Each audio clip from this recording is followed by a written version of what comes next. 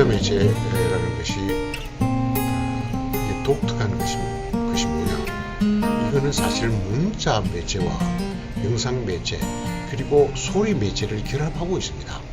그러니까 인간이 그동안에 발전시킨 매체 가운데에서 문자, 이게 읽기입니다. 그 다음에 영상, 보기, 그 다음에 소리, 듣기, 이 세 가지 인간의 감각 기능을 다 같이 자극하고 발전시키고 또 그 세 가지 감각에 의존하는 매체가 일찍이 있었느냐? 아니죠. 각각 따로 있었죠. 그래서 전자매체가 대단히 강력합니다. 이 전자매체 환경에 익숙해진 세대는 책을 보면 굉장히 답답함을 느낍니다. 그러니까 지금처럼 속도감이라고 하는 것에 길든 그 사람들에게는 문자매체라는 것은 굉장히 느리고 답답해 보입니다. 빠르질 않다라고 하는 거. 그림이나 소리를 결합하지 않기 때문에 무언가 모자란 듯한 느낌, 이런 것도 이제 줄 수가 있죠. 그래서 이것이 예를 들면 문자매체는 다른 특히 전자매체, 영상과 소리와 문자를 결합하는 이 복합 매체에 비하면 열등하다, 이런 생각들을 많이 합니다. 열등한 부분이 없지 않죠, 그죠? 그러나 우리 뒤집어서 생각해야 합니다. 무슨 얘기냐 하면 모든 매체는 그것만이 가장 잘 할 수 있는 특별한 기능과 역할이 있습니다. 예를 들면 그 라디오 같은 것은 텔레비전 시대가 오기 때문에 라디오는 죽을 것이다. 안 죽었거든요. 또 지금 이 전자매체를 통한 이제 이북이라든가 뭐 이런 또는 더 간편하게 손전화, 그 핸드폰을 통해서 거의 모든 메시지와 정보를 구득할 수 있는 시대가 되면 책이라는 종이 매체는 종말을 구하게 될 거다. 이렇게 쉽게 간단히 예측하고자 하는 사람들이 또 있습니다. 그런데 매체의 역사가 보여주는 것은 어떤 매체도 그렇게 쉽게 소멸하지 않습니다. 특히 그 이유가 뭔가? 그 매체만이 수행할 수 있는, 발휘할 수 있는 특별한 기능이 있기 때문입니다. 약간의 긍정적인 영향이 있습니다. 그러나 전반적으로 보게 되면 내가 말하는 이 네 가지 기본 기능에 대해서, 기본 패컬티에 대해서 굉장히 부정적인 영향을 주고 있다라고 제 연구 결과가 나와 있습니다. 내 얘기가 아니고 네. 이 매체의 변화가 인간의 그 지적 활동에 어떤 부정적 영향을 주는가에 대한 연구가 해외에서, 특히 미국에서는 많이 나와 있습니다. 이상하게도 우리나라에서는 아마 아직 그럴 역량이 모자라서 그런지 어떤지 모르겠지만 이 전자매체가 수행하는 여러 가지 일들, 또 이것이 열어놓는 새로운 가능성들, 전자매체처럼 예를 들면 인터넷이나 이런 이 매체 수단보다 더 예를 들면 빠르게 즉각적으로 메시지를 주고받게 하고 정보에 접근하게 할 수 있는 것이 없어요. 그런데 인간의 네 가지 능력이라고 하는 것은 모든 정보는 도서관에 있다. 모든 정보는 인터넷에 있다. 그러고 앉아 있을 수 있는 것이 아닙니다. 왜냐하면 개인은 자기가 접근할 수 있는 기억, 필요한 기억들, 또 자기가 체험한 것들, 읽은 것들, 생각한 것들, 이런 것을 자기 머릿속에 일정량은 기억할 수 있어야 합니다. 그러니까 이 뇌라고 하는 요 기억 장치가 늘 가동되고 있어야 하고, 이 기억 장치를 버리면 안 됩니다. 다시 말하면 그 기억 장치가 퇴화하면 안 된다는, 그러니까 필요하면 즉각적으로 인출하고 연결하고 이럴 수 있어야 되잖아요. 거기 중대한 착각이 발생합니다. 모든 기억의 저장 탱크가 광대한 것이 인터넷상에 있다. 전자 그 사이버 세계 속에 있다. 그거 있으면 뭐예요?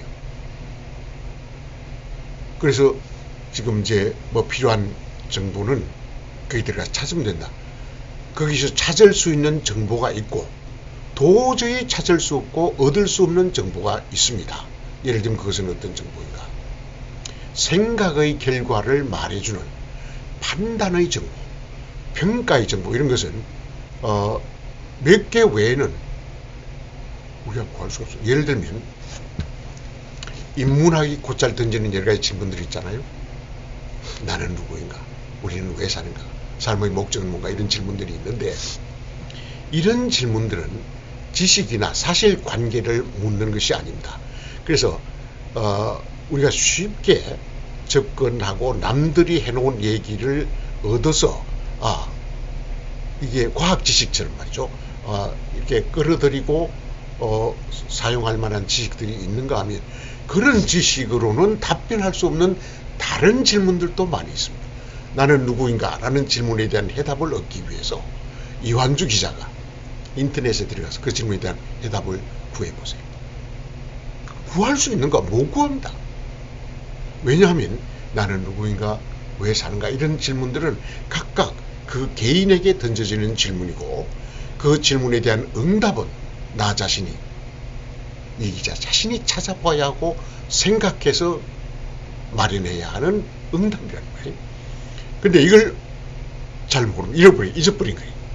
그래서 모든 필요한 정보는 어딘가 들어가면 다 있다. 우리가 지금 그것 때문에 안달할 것 없고 가만히 있어도 된다. 거기서부터 뇌의 퇴화가 시작됩니다. 인간의 기억력의 소실이 발생하는 거죠. 그리고 정보가 많으면 좋다 이런데, 물론 정보가 많으면 없는 것보다 낫죠. 그런데 인간의 뇌는 그것이 저장할 수 있는 정보와 활용할 수 있는 정보가 다릅니다. 인간의 뇌라는 것도 굉장한 컴퓨터가 돼서 엄청난 양의 정보를 갈무리할 수 있지만, 그 정보들을 필요한 때 끌어내서 이것과 저것을 연결하고 이것과 저것 사이의 모순을 발견하고 이러는 그 기능은 내가 그 기능을 개발하고 계속 사용하지 않는 한 퇴화해버려요. 그것이 사고의 기능입니다. 판단, 생각한다라는 비판, 이런 기능들은 어디서 다른 데서 그 기능을 대신해 줄 뭐가 있는가? 없어요. 그러면 인간은 그가 바로 인간이기 때문에 기억할 것을 기억하고, 기억한 것을 끌어내서 생각하고, 생각할 것들 이것저것들 연결하고 이어붙이고, 이 기능을 우리가 이고 다니는 이 머리통 속에서 이 머리라는, 두뇌라는 이름의 컴퓨터가 늘 수행해 주어야 합니다. 그래서 우리가 컴퓨터를 사고 컴퓨터를 이렇게 구동할 때에도 성능 따지잖아요. 성능. 그러면 컴퓨터 기능은 따지면서, PC 기능은 따지면서 우리 뇌의 기능은 안 따지는가? 안 따지면 안 됩니다. 지금 문제가 되고 있는 것은 전자매체라고 하는 이 막강하고 편리한 이 매체의 등장 때문에, 그 등장을 믿고서 그것에 의지해서 우리가 마땅히 발전시키고 이렇게 두들겨 깨워서 잠들지 않게 해야 할 이 뇌의 기능이 사그라들게 됩니다. 전자매체 영향도 있겠지만, 네. 우리 책 많이 읽으면서 산 백성이 아닙니다. 옛날부터 지금까지. 그러니까 책 읽는 사회 만들기, 지금 책 읽는 사회를 만들자라고 하는 것은 전자매체 시대니까 책의 중요성을 다시 생각해서 독수 좀 합시다, 그런 의미도 있지만, 그보다는 우리가 너무도 바쁘고 살기 바쁘고 각박해서 책을 읽으면서 지적 능력을, 정서적인 또는 감성의 능력을 성숙시키면서 살아올 만큼 여유 있었던 백성이 아닙니다. 그래서 도서관도 제대로 된 거 없었잖아요. 그래서 지금 우리 국민의 독서 그 총량이 많이 0.8만. 옛날에는 안 그런 줄 아십니까? 옛날도 그랬습니다. 그러나 지금 편리한 매체의 등장으로 인해서 사람들이 책 매체가 아니더라도 구독할 수 있는 즉각 정보가 있고, 이런 것도 큰 영향을 주고 있습니다. 그래서 책이라는 매체, 독서라는 행위의 사회적인 중요성, 개인의 중요성을 말할 것도 없고, 사회적 중요성도 우리가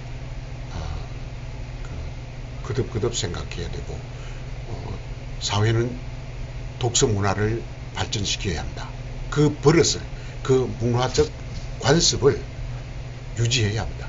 그래, 그게 생각할 줄 아는 사회, 성숙한 사회, 시민사회가 될 수가 있습니다.